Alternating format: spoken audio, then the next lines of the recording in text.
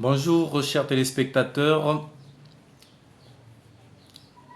je m'appelle Denis Kabingele, je suis chrétien orthodoxe et je suis chantre à la paroisse orthodoxe Saint-André de Kananga, la cathédrale de la ville de Kananga.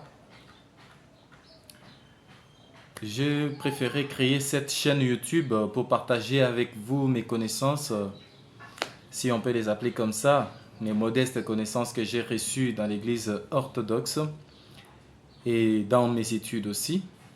Je ne peux pas me présenter de manière détaillée aujourd'hui, mais à mesure qu'on avance, à mesure qu'on produira des vidéos, vous sauriez mieux me connaître afin que nous puissions discuter ensemble sur les grandes questions de la foi.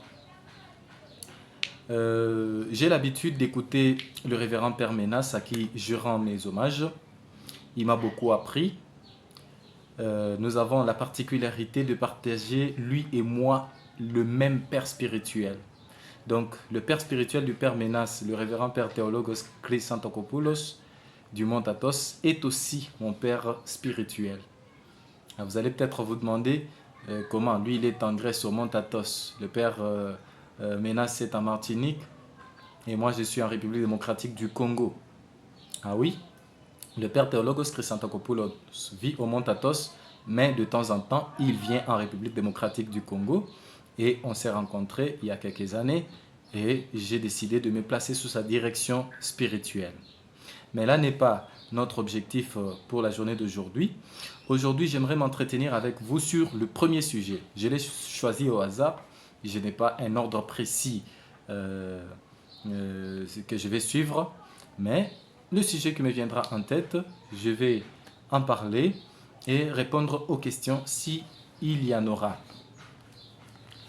Alors aujourd'hui, j'aimerais parler avec vous du miracle du feu sacré.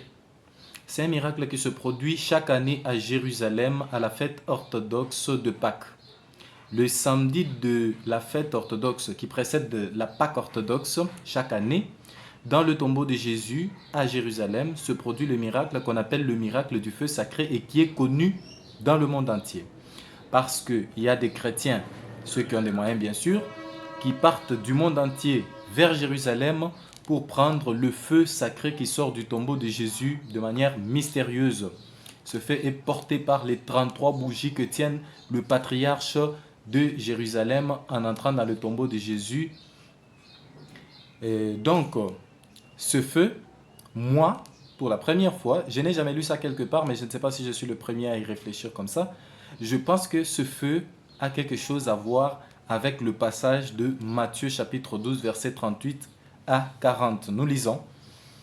Alors, quelques-uns des scribes et des pharisiens prirent la parole et dirent, « Maître, nous voudrions te voir faire un miracle. » Il leur répondit, « Une génération méchante et adultère demande un miracle.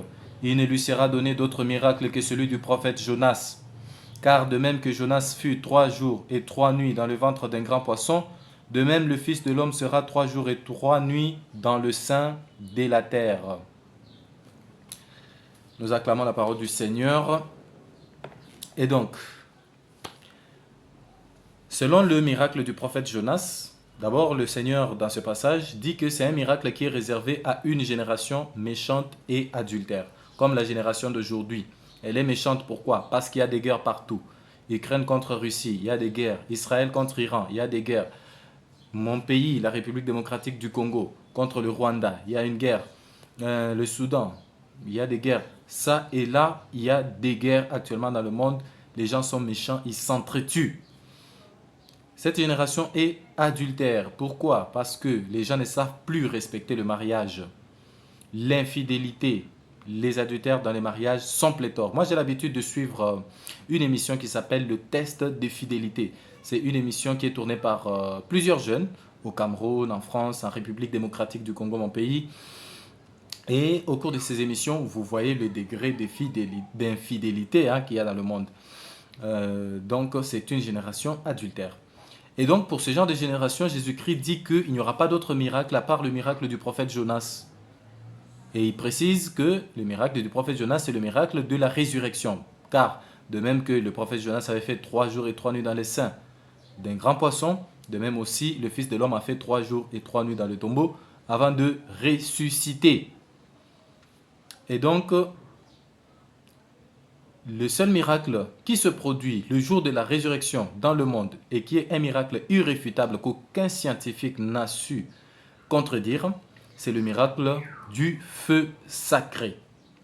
C'est un miracle qui se produit à la vue de tous, que tu sois chrétien ou pas, que tu aies la foi ou pas, que tu sois en Asie, en Europe, en Afrique, en Amérique, tu peux le voir parce qu'il passe même en direct sur certaines chaînes YouTube et sur Internet dans certains sites. Et donc c'est un miracle que tout le monde peut voir et personne n'a jamais su démontrer que c'est un faux miracle. Beaucoup de scientifiques à travers les siècles ont étudié ces miracles et personne n'a su montrer sa fausseté. C'est un miracle qui date des premiers siècles. On ne sait pas précisément quelle date ça a commencé, mais l'histoire montre que ça date déjà dès les premiers siècles du christianisme. On a commencé à observer ce miracle dans le tombeau de Jésus. Et donc, voilà, pour cette génération pécheresse, méchante et adultère, voilà le miracle qui nous est proposé, que Jésus-Christ nous propose. Pourquoi je parle de ce miracle? C'est parce que il y a des gens qui disent que Jésus-Christ est un personnage mythique. C'est une pensée qui a vu jour il n'y a pas longtemps. Hein. C'est au XVIIIe siècle que pour la première fois, M. Constantin François Volney, qui était un philosophe français, a sorti l'idée selon laquelle Jésus-Christ serait un personnage mythique et non un personnage historique. C'est vrai que celles et les autres, déjà au IVe siècle, remettaient en question la divinité de Jésus, mais personne n'avait nié l'existence historique de Jésus. Ce n'est qu'au XVIIIe siècle, déjà une raison pour réfuter cette pensée-là. Mais je ne comprends pas comment certains traditionalistes, soi-disant africains, jusqu'aujourd'hui, continuent à soutenir une telle idée.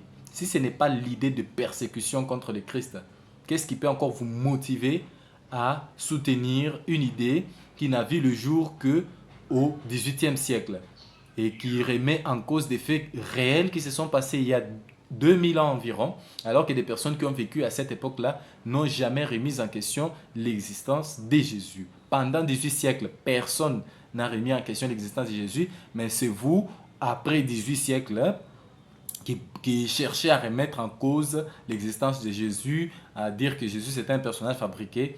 Est-ce que vous avez la tête, s'il vous plaît? S'il vous plaît, il faut revenir à la raison.